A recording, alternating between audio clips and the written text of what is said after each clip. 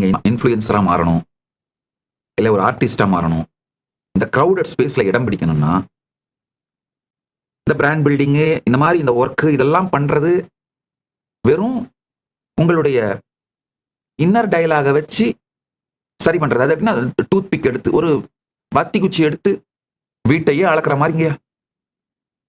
படாத பாடுபடுவீங்க. அதுக்குள்ள வத்தி குச்சி உடஞ்சு போயிடும் வேற.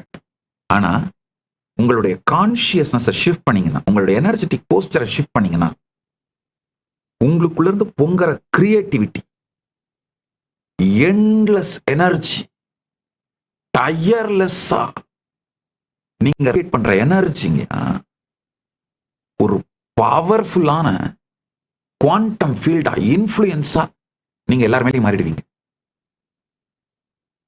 இன்ஃப்ளூயன்சர் ஆகணும், ஆர்டிஸ்ட் ஆகணும், கிரவுடட் ஸ்பேஸ்ல இடம் பிடிக்கணும்னா உங்களுடைய வேலைகளோடு வேலையை செய்யாதீங்க நான் சொல்ல வரல, செய்யுங்க.